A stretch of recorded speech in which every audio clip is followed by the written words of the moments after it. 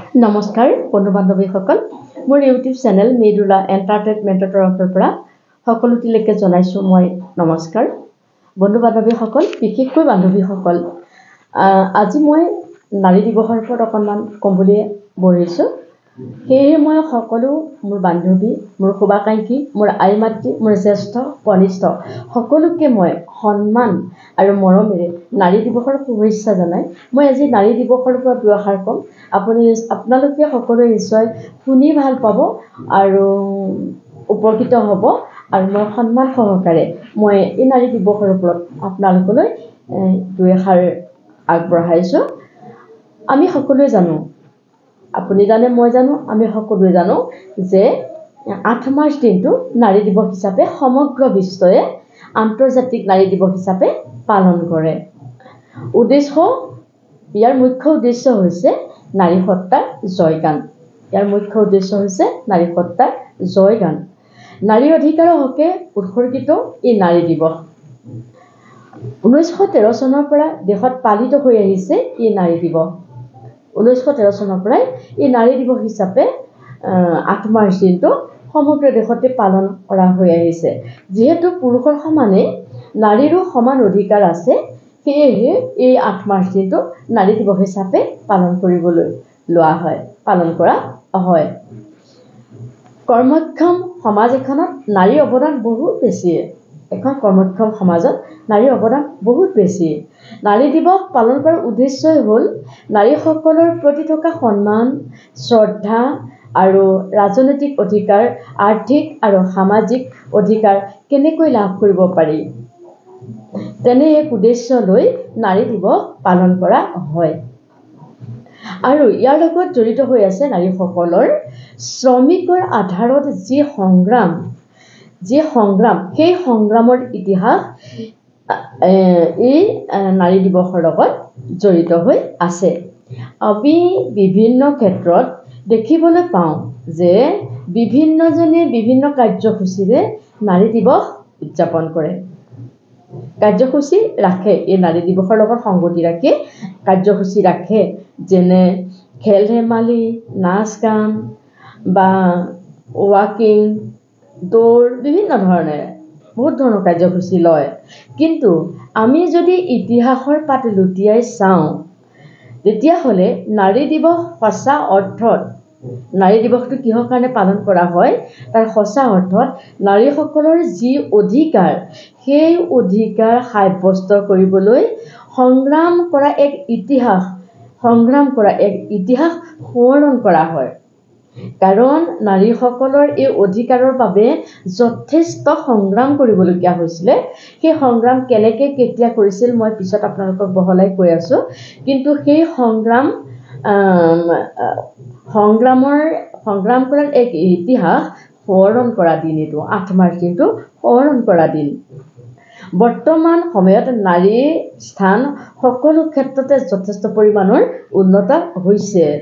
কিন্তু এটা সময় আছিল যি এমুঠি অন্নৰ কাৰণে, এমুঠি খাদ্যৰ কাৰণে নাৰীসকলে সংগ্ৰাম কৰিবলগীয়া হৈছিল।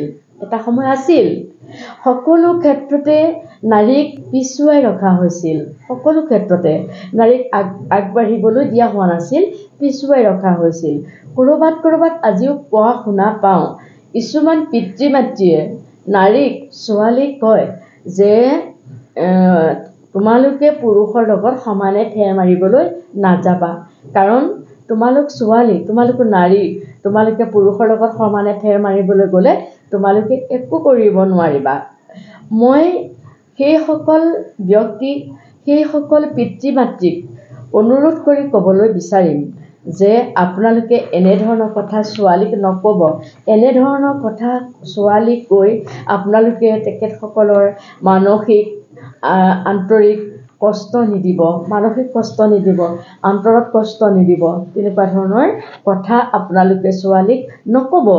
কাৰণ কিয় জানেনে, যদি আপোনালোকে ভালদৰে পৰ্যবেক্ষণ কৰে, কথাটো ভালকৈ চিন্তা কৰে, আৰু আপোনালোকে কোৱা কথা যদি সত্য হয়, তেনেহ'লে আজি হিমা দাস, লাভলীনা বৰগোহাঁইৰ নিচিনা ছোৱালী বিশ্ব চেম্পিয়ন হ'ব নোৱাৰিলেহেঁতেন। পাৰিলেহেঁতেন জানো? তেওঁলোকেতো প্ৰথম মাক দেউতাকৰ কাৰণেই আগুৱাই গ'ল। জন্মতে কোনেও লৈ নাহে এই ছোৱালীজনী এই হ'ব, এই ছোৱালীজনী এই হ'ব, নহয়। কিন্তু তেওঁলোকক গঢ় দিব কোনে? প্ৰথমতে মাক দেউতাকে গঢ় দিব। প্ৰথমতে পেঞ্চিলডাল মাক দেউতাকে হাতত দিব, কলমটো মাক দেউতাকে হাতত দিব, পৰামৰ্শ উপদেশ সকলোখিনি মাক দেউতাকে দিব। তাৰপিছত চাব তাই কোন দিশত আগুৱাইছে। গতিকে যি দিশতে ছোৱালীজনী মানে দেখা পায়, তেওঁলোকক সেই পথেৰে আগুৱাই যাবলৈ মাক দেউতাকে অত্যন্ত উৎসাহ দিব লাগিব। তেতিয়াহে তেওঁলোকে তেওঁলোকৰ লক্ষ্যত উপনীত হ'ব পাৰিব। গতিকে মই পিতৃ মাতৃসকলক পুনৰবাৰ অনুৰোধ কৰিবলৈ বিচাৰোঁ, এনেধৰণৰ কথা কৈ ছোৱালীক কেতিয়াও দুৰ্বল আপোনালোকে নকৰিব।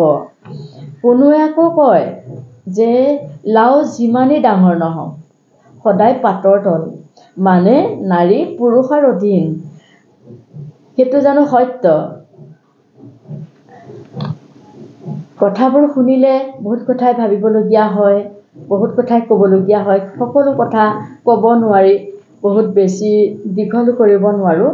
গতিকে আমি যিমানেই নাৰী আগুৱাই নাযাওক পিতৃ মাতৃৰ মতে, নাৰী সদায় পুৰুষৰ অধীন। কথাটো ভাবি চাবলৈ গ'লে অকণমান হয়, কিন্তু হ'লেও আমি উৎসাহিত কৰাৰ লক্ষ্য উদ্দেশ্য সকলোখিনি লগত ৰাখিব লাগে। মই তেখেতসকললৈ আকৌ পুনৰবাৰ অনুৰোধ কৰিছোঁ, এনেকুৱা ধৰণৰ কথা কৈ নাৰীক কেতিয়াও দুৰ্বল নকৰিব। আপোনালোকে জানেনে 1857 চনত মজুৰি বৈষম্য কৰ্মঘণ্টা নিৰ্দিষ্ট কৰা কামৰ অমানৱিক পৰিৱেশৰ বিৰুদ্ধে প্ৰতিবাদ জনাবলৈ মাৰ্কিন যুক্তৰাষ্ট্ৰৰ নিউয়ৰ্কত সূতা কাৰখানাত নাৰী শ্ৰমিকসকলে আন্দোলন কৰিছিল। আৰু সেই আন্দোলনক চৰকাৰে কঠোৰ হাতেৰে দমন কৰিছিল। আন্দোলন কৰিবলৈ সুযোগ দিয়া নাছিল, দমন কৰিছিল। 1908 চনত নিউয়ৰ্কত সামাজিক গণতান্ত্ৰিক নাৰী সংগঠনে আয়োজন কৰা নাৰী সমাৱেশত জাৰ্মান সমাজতান্ত্ৰিক নেত্ৰী ক্লাৰা জেটকিনৰ নেতৃত্বত সৰ্বপ্ৰথম আন্তৰ্জাতিক নাৰী সন্মিলন অনুষ্ঠিত হৈছিল। জানেনে আপোনালোকে? নিউয়ৰ্কত হৈছিল। সেই প্ৰথম হৈছিল নিউয়ৰ্কত ক্লাৰাৰ নেতৃত্বত। ক্লাৰা আছিল এগৰাকী জাৰ্মান ৰাজনীতিবিদ। ক্লাৰা এগৰাকী জাৰ্মান ৰাজনীতিবিদ আছিল। ইয়াৰ পিছত 1910 চনত ডেনমাৰ্কত অনুষ্ঠিত হয় দ্বিতীয় আন্তৰ্জাতিক নাৰী সন্মিলন। প্ৰথমতে নিউয়ৰ্কত হৈছিল, তাৰপিছত ডেনমাৰ্কত হৈছিল দ্বিতীয় আন্তৰ্জাতিক নাৰী সন্মিলন। এই নাৰী সন্মিলনত 17খন দেশৰ 100 গৰাকী নাৰীয়ে প্ৰতিনিধিত্ব কৰিছিল। 100 গৰাকী নাৰী প্ৰতিনিধিয়ে তাত অংশগ্ৰহণ কৰিছিল। আৰু এই নাৰী সন্মিলনতেই অভিজ্ঞ ৰাজনীতিবিদ ক্লাৰায়ে প্ৰতি বছৰে 8 মাৰ্চ দিনটোত আন্তৰ্জাতিক নাৰী দিৱস হিচাপে পালন কৰাৰ প্ৰস্তাৱ আগবঢ়াইছিলে। যাতে 8 মাৰ্চৰ দিনটো আমি নাৰী দিৱস হিচাপে পালন কৰিব পাৰোঁ, তাৰ প্ৰস্তাৱ ক্লাৰা জেটকিনে আগবঢ়াইছিলে। আৰু সেই প্ৰস্তাৱ অনুসৰি 1911 চনৰ পৰাই নাৰীসকলৰ সম অধিকাৰ দিৱস হিচাপে এই 8 মাৰ্চ দিনটো পালন কৰি অহা হৈছে। 1914 চনত বিশ্বৰ বহুকেইখন দেশত 8 মাৰ্চ দিনটো নাৰী দিৱস হিচাপে পালন কৰিছিল। বিশ্বৰ সমগ্ৰ দেশতেই নাৰী দিৱসটো পালন কৰা হোৱা নাছিল তেতিয়ালৈকে। 1914 চনত কিন্তু সেই বহুত কেইখন দেশত 8 মাৰ্চ দিনটো নাৰী দিৱস হিচাপে পালন কৰিছিল। অৰ্থাৎ মানে এটা সুন্দৰ দিন বিভিন্ন কাৰ্যসূচী লৈ উদযাপন কৰিছিল। অৱশেষত 1975 চনত এই 8 মাৰ্চ দিনটো আন্তৰ্জাতিক নাৰী দিৱস হিচাপে ৰাষ্ট্ৰসংঘই স্বীকৃতি প্ৰদান কৰিলে। সেইটো আটাইতকৈ আমি এটা ভাল দিন। সেইকাৰণে ৰাষ্ট্ৰসংঘই স্বীকৃতি প্ৰদান কৰিলে যে 8 মাৰ্চ দিনটো নাৰী দিৱস হিচাপে নাৰীৰ অধিকাৰৰ ওপৰত নাৰীৰ অধিকাৰ সাব্যস্ত কৰি আপোনালোকে 8 মাৰ্চ দিনটো পালন কৰিব পাৰিব। লগে লগে এই 8 মাৰ্চ দিনটো আন্তৰ্জাতিক নাৰী দিৱস হিচাপে পালন কৰিবলৈ ৰাষ্ট্ৰসংঘই বিভিন্ন ৰাষ্ট্ৰক আহ্বান জনালে যাতে 8 মাৰ্চ দিনটো আন্তৰ্জাতিক নাৰী দিৱস হিচাপে পালন কৰে বিভিন্ন ৰাষ্ট্ৰলৈ আহ্বান জনালে তাৰ পিছৰ পৰাই গোটেই বিশ্বই প্ৰতি বছৰে এই 8 মাৰ্চ দিনটো আন্তৰ্জাতিক নাৰী দিৱস হিচাপে পালন কৰিবলৈ মনস্থ কৰিলে আৰু আজিও কৰি আহিছে আমাৰ নাৰী সমাজত আজিও কৰি আহিছে বিভিন্ন কাৰ্যসূচীৰে আজি 8 মাৰ্চ দিনটো আজিও পালন কৰি আহিছে সেইটো 1975 চনৰ পৰাহে ৰাষ্ট্ৰসংঘই স্বীকৃতি প্ৰদান কৰাৰ পিছত এই 8 মাৰ্চ দিনটো বছৰি বছৰি প্ৰত্যেক ৰাষ্ট্ৰই পালন কৰিবলৈ ললে হয় আমি সম অধিকাৰ বিচাৰিছো বা আমি সম অধিকাৰী কিন্তু তথাপিও যেন আমি কৰবাত থমকি ৰবলগীয়া হয় কিছু কিছু ক্ষেত্ৰত আমি থমকি ৰবলগীয়া হয় বিশেষকৈ নাৰীক যেহেতু বিয়া দি উলিয়াই দিবলগীয়া হয় বিয়া দি উলিয়াই দিয়ে তেনে ক্ষেত্ৰত কিছুমান নাৰী স্বামী গৃহত বহুত লাঞ্ছিত বঞ্চিত অৱহেলিত উপিত নিষ্পেষিত মানে সকলোখিনি হোৱা দেখা পোৱা যায় যৌতুকৰ ক্ষেত্ৰতে হওক বা অন্য কাৰণতে হওক বিভিন্ন ক্ষেত্ৰত এই কণ্ডিশ্যনটো দেখিবলৈ পোৱা যায় অৱশেষত কিছুমান নাৰীয়ে এইখিনি হোৱাৰ পিছত কিছুমান নাৰীয়ে মৃত্যুৰ দৰে পথ বাছি ল'বলৈ বাধ্য হয় উপায় নাপায় বহুতৰ ঘৰৰ অৱস্থা কিমান ভাল নহয় নোৱাৰে কিমান মানসিক কষ্ট সদায় সহ্য কৰিব তেতিয়া তেওঁলোকে মৃত্যুৰ দৰে পথ বাছি ল'বলগীয়া হয় আজি নাৰীয়েনো কি কৰা নাই সকলোখিনি নাৰীয়ে কৰা নাই জানো আজি নাৰী মহাকাশলৈ যাবলৈ সক্ষম হৈছে ঘৰুৱা কামটো সকলো কৰিছে এগৰাকী নাৰীয়ে সন্তান জন্ম দিছে আটাইতকৈ ডাঙৰ কাম নাৰীয়ে কৰিছে তেওঁলোকক অধিক মৰ্যাদা দিয়া পুৰুষৰ অধিকাৰো আছে সন্তান জন্ম কেৱল নাৰীয়ে দিব পাৰে সেইটো সন্মান দিয়াৰ উপৰিও আজি নাৰীয়ে নিজৰ ক্ষমতাৰ ওপৰত ভিত্তি কৰি মহাকাশলৈ গৈছে হিমালয়ৰ দৰে এভাৰেষ্ট শৃংগৰ ওপৰলৈ নাৰী উঠিবলৈ সক্ষম হৈছে নাই পৰা জানো পুৰুষৰ লগত সমানে আগবাঢ়িছে কি কৰিব পৰা নাই গতিকে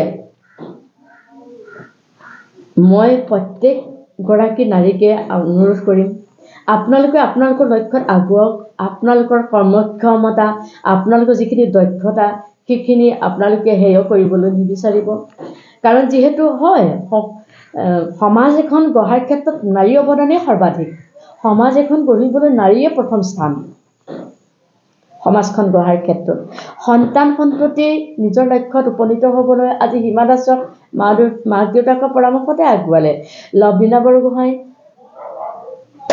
মাক দেউতাকৰ পৰামৰ্শতে আগবাঢ়িলে গতিকে সেইখিনি কাম কৰিবলৈ হ'লে আপোনাৰ মোৰ দৰে নাৰীয়ে সেই সন্তানক আগুৱাই দিব লাগিব গতিকে নাৰীক সন্মান দিয়ক নাৰীক সন্মান কৰক সেইখিনি কথা আমি সমাজত বুজাই দিব পাৰিব লাগিব আজি নাৰীয়ে কি কৰা নাই সকলোৱে কৰিছে সেয়েহে সকলো নাৰী জাতিলৈ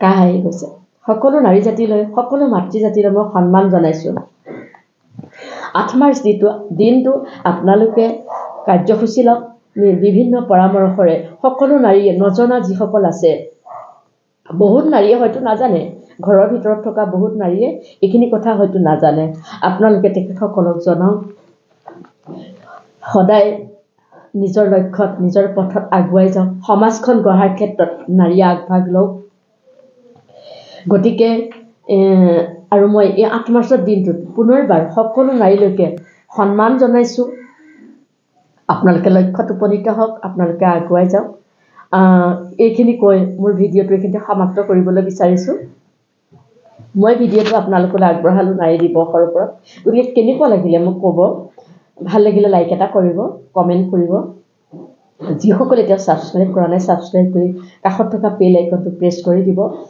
আৰু পুনৰবাৰ আপোনালোক সকলোটিলৈকে নমস্কাৰ জনাই মোৰ এই ভিডিঅ'টো নাৰীসকললৈ নাৰী জাতিলৈ সন্মান আৰু নমস্কাৰ জনাই মোৰ ভিডিঅ'টো এইখিনিতে সমাপ্ত কৰিছো ধন্যবাদ